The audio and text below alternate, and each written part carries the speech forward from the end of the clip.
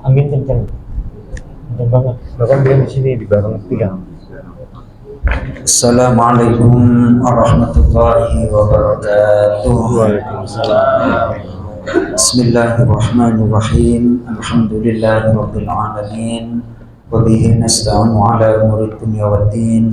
Asyhadu an la ilaha illallah wahdahu la syarika lah, al-malikul haqqul mubin, wa asyhadu anna Muhammadan 'abduhu wa rasuluh, as-sadiqul wa'dil amin. Allahumma salli wa sallim wa barik ala sayyidina Muhammadin wa ala alihi wa sahbihi ajma'in. Amma ba'du. Bapak-bapak jemaah Masjid Nurul Ikhlas, hamba-hamba Allah yang mulia, insyaallah kita akan melanjutkan kajian tafsir kita dari surah An-Nisa. Insyaallah kita akan sampai kepada ayat yang ke-64 dan 65. Temanya adalah taat kepada Rasulullah Sallallahu Alaihi Wasallam. Untuk itu kita awali dengan membaca Al-Quran Suratul Fatihah. Dan Allah Subhanahu wa Ta'ala membuka semua kebaikan untuk kita, memberikan ilmu yang bermanfaat fiddin wa dunya wal akhirah. Ala niyyah wa ala kulli niyatin shalihah. Al-Fatihah. A'udzu billahi minasy syaithanir rajim. Bismillahirrahmanirrahim. Alhamdulillahi rabbil alamin. Ar-Rahmanir Rahim. Maliki yaumiddin. Iyyaka na'budu wa iyyaka nasta'in. Ihdinas siratal mustaqim. Siratal ladzina an'amta 'alaihim ghairil maghdubi 'alaihim waladdallin. Amin. Baik, kita baca terlebih dahulu ayatnya, ayat 64 sampai 65. A'udzu billahi minasy syaithanir rajim. A'udzu billahi minasy syaithanir rajim. Bismillahirrahmanirrahim. Bismillahirrahmanirrahim. Wa ma arsalna min rasulin illa liyuta'a bi'idznillah. Wa ma arsalna min rasulin illa liyuta'a bi'idznillah. Walau annahum idzalamu anfusahum walau annahum idzalamu anfusahum ja'uka fastaghfirullaha wastaghfara lahumur rasul. Ja'uka fastaghfirullaha wastaghfara lahumur rasul. Wastaghfara lahumur rasul lawajadullaha tawwabar rahima.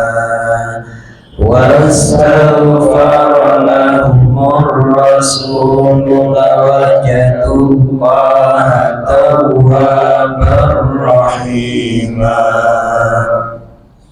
Fala wa rabbika la yu'minuna hatta yuhaqqimuka fima shajara bainahum. Fala rabbika la yu'minuna hatta yuhaqqimuka fima shajara bainahum. Thumma la yajidu fi anfusihim harajan mimma thumma la yajidu fi anfusihim أنفسهم حرجا مما قضيت ويسلموا تسليما مما قضيت ويسلموا تسليما.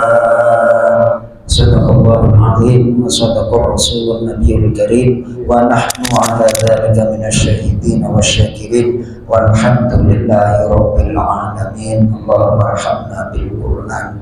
Sekedar kasih tahu Mas Toto ya, ini saya kalau ngaji itu modelnya kan bacain seperti ini, bener kan, pelan-pelan, habis bacain nerangin, sebelum itu kultu, sebelum itu ngimamin Pak.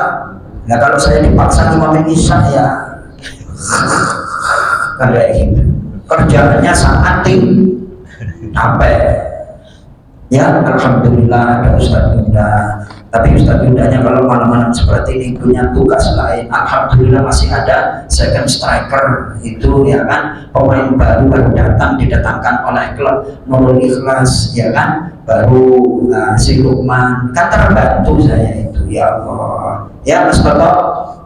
Ya kalau ceramah kan enak, ini masalahnya kan yang paling dibutuhkan adalah bimbingan membaca Al-Qur'an. Benar apa enggak Mas Bapak? Keterangan dan bimbingan membaca Al-Qur'an sekarang lebih banyak mana? Lebih banyak ceramah atau lebih banyak bimbingan baca Quran? Ceramah. Gitu. Padahal bimbingan membaca Al-Qur'an amat sangat dibutuhkan. Itulah makanya saya bela-belain. Baik, temanya adalah taat kepada Allah dan Rasulnya. Hubungan ayat 64 dan ayat sebelumnya. Pada ayat sebelumnya Allah mewajibkan agar taat kepada Allah dan Rasulnya. Kemudian pada ayat 60 sampai 63 dijelaskan kejahatan perbuatan orang yang bertahkim kepada Tauhid, yakni menjadikan dukun atau selain Allah sebagai tempat untuk memutuskan perkara dan tidak mau berhukum kepada Rasulullah Shallallahu Alaihi Wasallam. Maka pada ayat ini Allah memberikan penegasan bahwa setiap Rasul harus ditaati. Dan pada ayat 65 lebih ditekankan lagi bahwa orang yang tidak bertahkim kepada Rasulullah Shallallahu Alaihi Wasallam atau keberatan menerima hukumnya tidaklah termasuk golongan orang yang beriman. Tentunya Rasul itu punya bukti. Bukti apa? Kalau engkau Rasul di zaman Nabi Musa, karena masyarakatnya itu, umatnya, kaumnya lagi marah tentang Nabi Musa mengeluarkan dukun ya kan, Nabi Musa mengeluarkan kesaktian. Di zaman Nabi Isa adalah lagi merebak yang namanya kedokteran, sehingga seorang Rasul harus mempunyai kelebihan di atas kaumnya, bisa menyembuhkan orang sakit lepra, bisa menyembuhkan sopak, bisa menghidupkan orang mati dengan izin Allah. Nah Rasul itu diutus sesuai dengan keadaan kaumnya dan harus ditunjukkan. Setelah ditunjukkan sakti benar kok nggak ngikut, wah itu namanya bahaya udah, karena udah nantang ternyata dijabanin, dipenuhin, nggak nurut, resikonya sangat besar.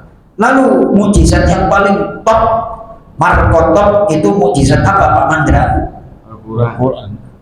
Itu yakin Al-Quran, yakin ya, yakin. Tapi pelaksanaannya mengkaji Al-Quran berapa persen? Itu berarti hanya ucapan, hanya apa?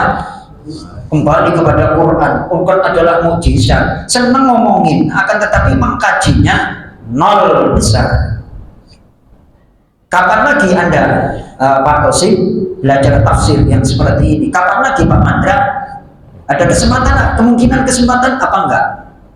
Selain di sini kecil kemungkinan, sama juga dengan saya juga kecil kemungkinan, makanya kita ngaji bareng-bareng. Ini kalau dipikir Pak Tosim udah sibuk kerja Pak Mandra, apalagi Pak Karno juga sama, Mas Wawan sama juga, Mas Toto apalagi kepala rumah tangga sibuk nyari ekonomi. Lah mumpung ada kesempatan mengkaji tafsir seperti ini, kapan lagi? Berpikirlah dengan serius. Baik, kita masuk ke tafsir ayatnya. Pak Tosim langsung. Bismillahirrahmanirrahim. Wa ma arsalna, dan tidak kami mengutus mir rasulin, dari seorang rasul, illa, melainkan liyuta'a, untuk ditaati hukum dan perintahnya, biidnillahi, dengan izin dan perintah Allah.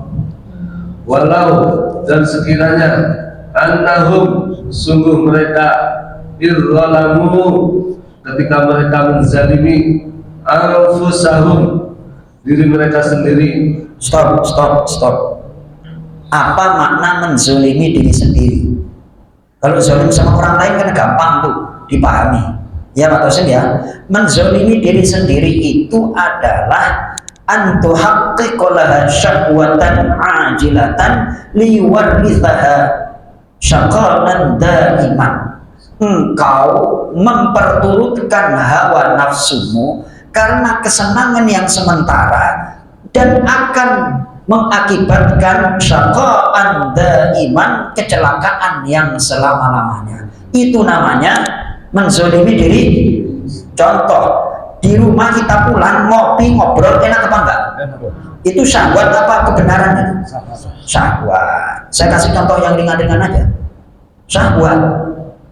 Baca Quran di rumah aja dah. Terus padahal secara akal pertimbangannya itu nggak benar. Loh, di masjid itu ngaji bareng-bareng kok lebih mulia, ditimbungin malaikat, didoain malaikat, dikalkulasi. Secara akal orang menerima, tapi nafsunya belum jinak. Menjinakkan nafsu itu mulai dari kecil, Mas Wawan. Saya senang ngaji seperti ini, bantai sama bapak almarhum itu. So kalau nggak ngaji itu akhirnya apa? Lama kelamaan terus kepaksa ngaji. Lama kelamaan seneng ngaji, akhirnya mendarah daging. Itu nggak gampang, Mas Toto. Membanting nafsu itu harus latih kayak kungfu itu. Bisa salto, terus kakinya nekuk, itu kayak lingkaran. Itu latihannya di atas usia 15 tahun apa di bawah 5 tahun. Nah, seperti itu. Kalau orang tidak bisa menjinakkan hawa nafsu mulai dari kecil, gede itu ya kayak susah. Nah, makanya menzalimi diri sendiri itu definisinya adalah memperturutkan syahwat yang bersifat sementara, yang pada gilirannya akan menimbulkan, menyisakan penyesalan yang selama-lamanya. Antuhaqqiqalaha syahwatan ajilah lituwarithaha syaqa'an daimah. Itu dalam tafsirnya Syekh Mutawalli Syarawi demikian. Menzalimi diri sendiri. Ini kira-kira kalau Pak Tosim nggak ngaji tahu definisi ini apa enggak? Nggak tahu. Ya. Pulang aja lah Pak Aris ya, sambil di rumah ya. Habis di rumah baca Quran 10 menit udah muak, habis itu megang HP sampai isya. Kalkulasi waktunya megang HP sama baca Quran lebih banyak mana? Saya terangin kayak gitu-gitu aja yang jelas. Makanya kata Imam Ghazali, an-nafsu qawiyyun bi ghairi dhaifun bi nafsi. Jiwa itu akan kuat bersama yang lain, akan lemah ketika sendirian. Nanti kita evaluasi masing-masing, Mas Wawan. Setelah Isya sampai jam 12 apa aktivitas kita? Baca Quran kah? Sholat witir kah? Sholat tahajud kah? Atau di depan atau TV? Ya, betapa habis waktu kita itu untuk hal-hal yang tidak bermanfaat. Ini kok pada diem nih Mas Karno nih, kena ya Pak Karno, kena ya, yang ngomong aja juga kena kan kayak gitu. Ya Allah, Insya Allah ya, Gini loh maksudnya ngaji itu seperti ini yang bisa menyadarkan diri gitu loh. Gak usah muluk-muluk, gak usah bahasan politik mulu lah. Kita ngaji UI ya benar juga. Nah ketika problem kita ini bisa dirasakan, solusinya apa? Dikit-dikit. Seandainya sungguh mereka apabila menzolimi diri sendiri terus dikasih dalam kurung dengan berhukum selain pada Rasul, itu kan sebagian apa? Sebagian contoh dalam tafsir itu adalah berhukum kepada selain hukum Rasulullah, hukum apa itu sebagian tafsirnya itu. Yang dalam kurung itu sebagian. Lanjut. Ja'uka, mereka datang kepada engkau Muhammad Rasulullah SAW. Fastaghfaru, lalu mereka memohon ampunan Allah kepada Allah. Wastaghfara, dan memohon ampunan lahumur rasulu, lahum untuk mereka, ar-rasulu kepada Rasul, Ar-rasulu Rasulullah, ar-rasulu Rasulullah, lawajadu pasti mereka mendapati Allah tawaban sebagai maha penerima tobat, rahiman maha kekal kasih sayangnya. Baik, Mas Toto pelan-pelan terjemah bebasnya. Dan kami tidak mengutus seorang rasul melainkan untuk ditaati dan dengan izin Allah. Dan sungguh, sekiranya mereka setelah menzalimi dirinya datang kepada Muhammad lalu memohon ampunan kepada Allah, dan Rasul pun memohonkan ampunan untuk mereka, niscaya mereka mendapati Allah Maha Penerima Taubat, Maha Penyayang. Baik, ini ceritanya karena konteksnya itu sebelumnya berhukum kepada Allah dan Rasulullah. Ketika melanggar berarti Rasulullah kan didurhakai, ya kan? Setelah Rasulullah didurhakai, hendaknya mereka datang kepada Rasulullah memohon ampun kepada Allah, di samping Rasulullah minta maaf, dan juga Rasulullah nanti pasti akan memaafkan. Tidak hanya itu, memintakan maaf. Kalau orang sudah dimintakan maaf oleh Rasulullah, pasti doanya dikabulkan oleh Allah Subhanahu wa Ta'ala. Nah, di antara memintakan maaf Rasulullah kepada orang itu adalah baik yang meninggal maupun yang hidup. Orang yang meninggal tidak boleh disolatkan jenazah oleh Rasulullah selama hutangnya belum lunas, alias belum ada yang menjamin atau nanggung. Ini jenazahnya siapa?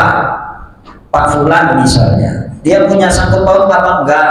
Punya berapa? 10 juta. Aku enggak mau memintakan mensolatkan, karena isi dari sholat jenazah kan Allahumma ghfir lahu, ya Allah ampuni dia.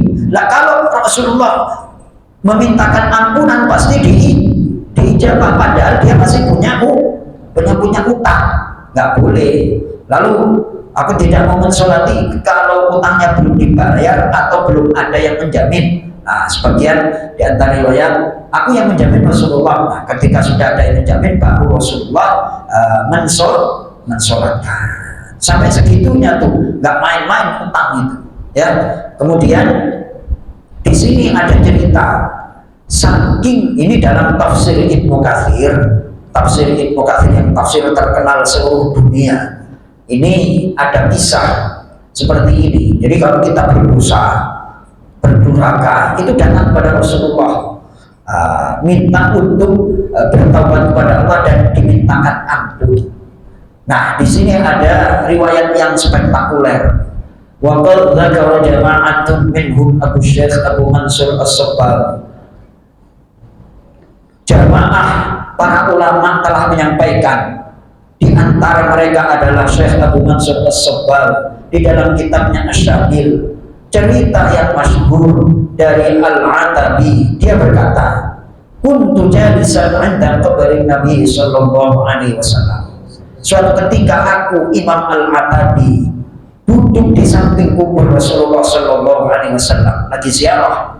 Fajada A'rabiyyun faqala, datang seorang Arabi, Arab kampung, dan berkata, Assalamu alayka ya Rasulullah, salam untuk wahai Rasulullah. Jadi itu etikanya ketika kita ziarah besok ke Madinah, ke makam Rasulullah, Assalamu alayka ya Rasulullah.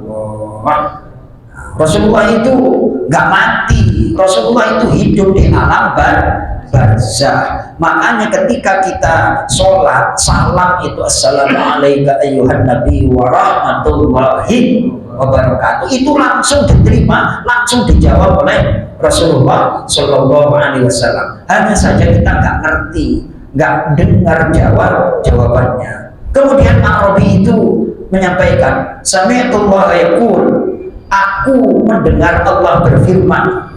Ayat 64 ini yang dibaca, walau annahum yadhalamu anfusahum ja'uka fastaghfirullah wastaghfar lahumur rasul lawajadullaha tawwabar rahimah. Dan sungguh sekiranya mereka menzalimi diri sendiri, datang kepada wahai Rasulullah, kemudian dia beristighfar minta ampun kepada Allah, dan Rasul pun memintakan ampun kepada mereka, niscaya mereka menjumpai Allah, mendapati Allah sebagai zat yang maha penerima taubat dan maha kasih sayang. Gara-gara ayat ini, dengan dasar ayat ini ya Rasulullah, aku datang kepadamu. Wa qad ji'tuka mustaghfiran li dhanbi mustashfi'an bika ila rabbi. Sungguh aku datang kepadamu memohon ampunan kepada Allah karena dosa-dosaku. Mustashfi'an bika ila rabbi, berharap syafaat kepadamu agar engkau bisa menyampaikan kepada Allah untuk mengampuni aku. Tsumma ansyada yaqul, kemudian si A'rabi ini menyampaikan sebuah syair. Ya khairu man dufinat bil qa'i a'zumuhu fataba min tibihinnal qa'u wal akamu nafsil fida'u li qabrin anta sakinuhu fihi al-afafu wa fihi al-judu wal karamu. Itu jadi memuji Rasulullah, wahai orang manusia terbaik yang dikubur di tanah yang paling agung.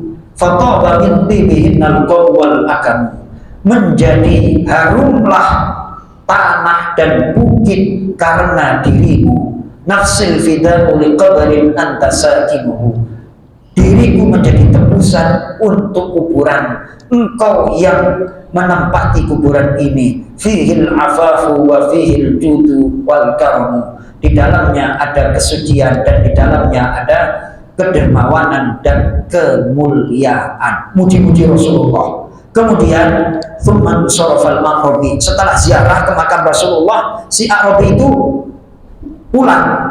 Faghalabatni aini, kemudian aku dikalahkan oleh ngantuk. Ternyata ketika tidur fara'aitun Nabiya sallallahu alaihi wasallam, aku bermimpi berjumpa Nabi sallallahu alaihi wasallam. Faqala ya Atabi ilhaqil A'rabi fabashirhu anna Allah qad ghafara lah.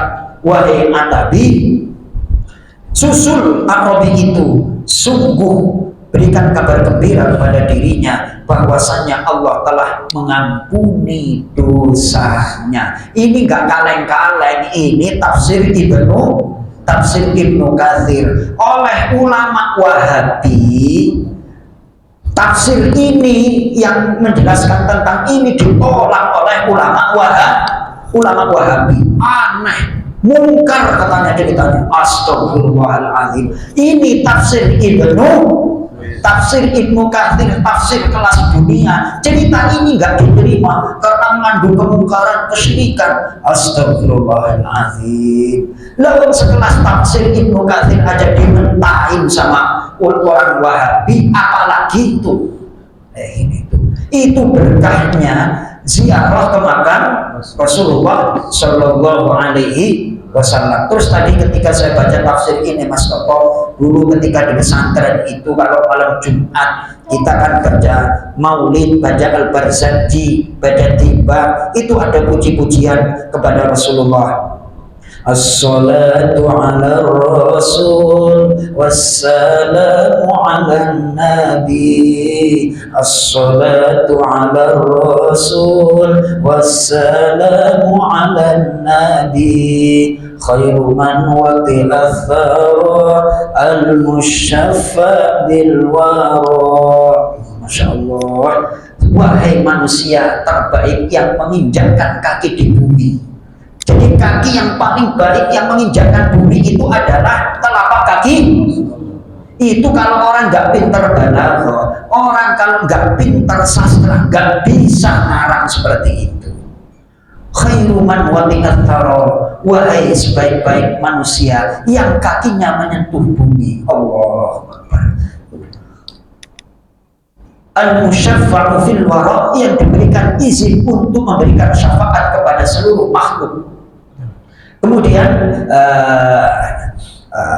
apa namanya, man bihi hulal murad, orang-orang yang berdosa itu diberikan perhiasan.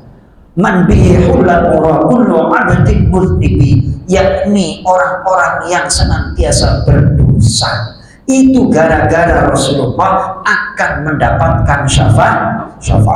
Bahkan ada hadis sahih itu, syafaati li ahlil kabair min ummati, syafaatku adalah bagi orang-orang yang banyak dosanya untuk umatku, asalkan beriman. Jadi dasar-dasar seperti itu menjadikan orang itu cinta kepada Rasulullah, kemudian mengubah syair-syair itu sehingga akhirnya apa? Cinta kepada Rasulullah Shallallahu Alaihi Wasallam. Di Muhammadiyah itu terus terang nggak ada. Muhammadiyah tidak ada yang namanya Maulid Barzanji, itu nggak ada. Quran hadis terus, akhirnya kan kaku. Benar apa enggak atau sih?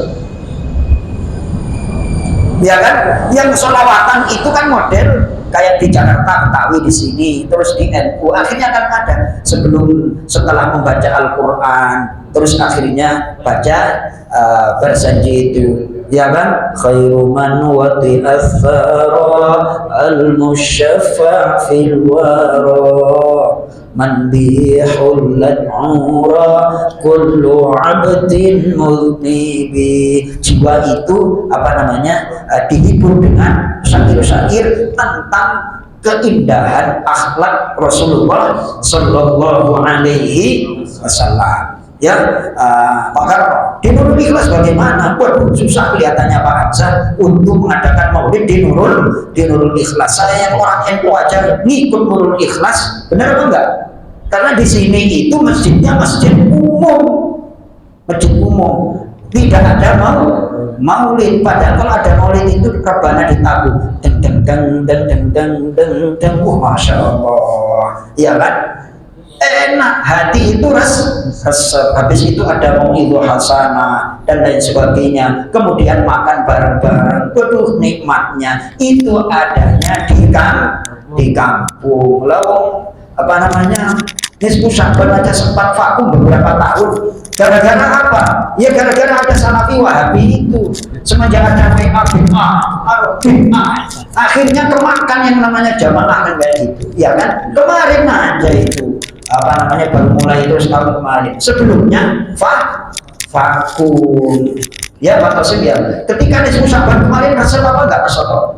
Semuanya ngumpul dan sekarang kan itu memakmurkan masjid. Jadi inilah yang ingin saya sampaikan, betapa cara dakwah para ulama zaman dulu itu sudah ada dalilnya, ada dasarnya, dengan menggunakan berbagai pendekatan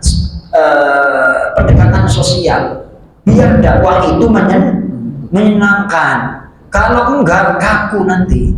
Kata orang Padang apa, kalau nggak bisa senyum jangan jualan. Benar Mas Bapak? Harus senyum dong. Harus tersenyum. Mas Wawan, alhamdulillah. Saya minta izin dulu sama Komandan Pak Haji Mulkan untuk minum dulu Pak Haji Mulkan ya. Masya Allah, alhamdulillahirabbil alamin. Bismillahirrahmanirrahim.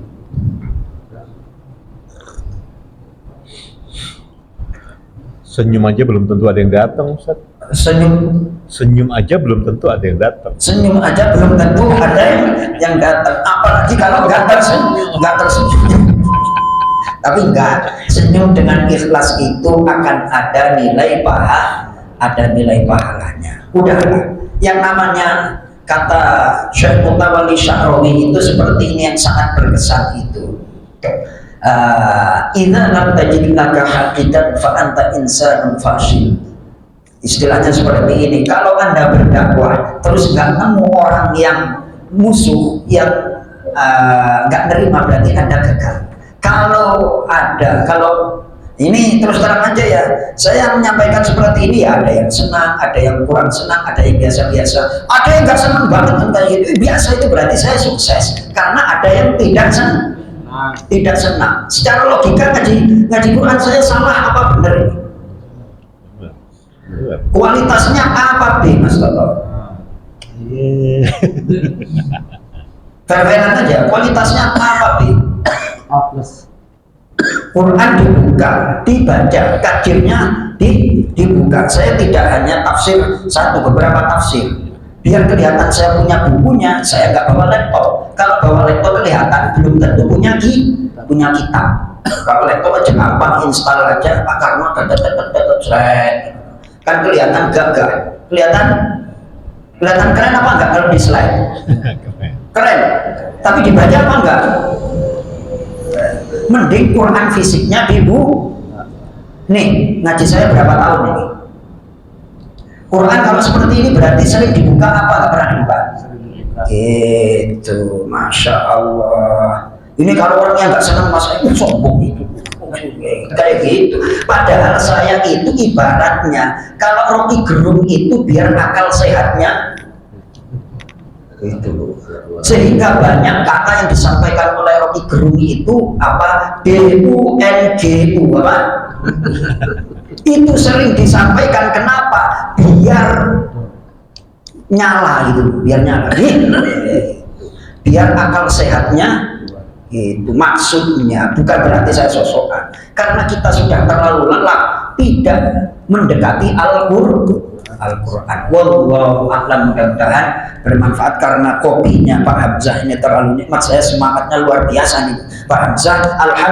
Alhamdulillah ya, biar nggak ngantuk lah ya, biar nggak ngantuk. Mudah-mudahan bermanfaat. Kita tutup dengan doa kafarat majlis. Subhanakallahumma wa bihamdika asyhadu an la ilaha illa anta astaghfiruka wa atubu ilaik. Assalamualaikum warahmatullahi wabarakatuh. Waalaikumsalam.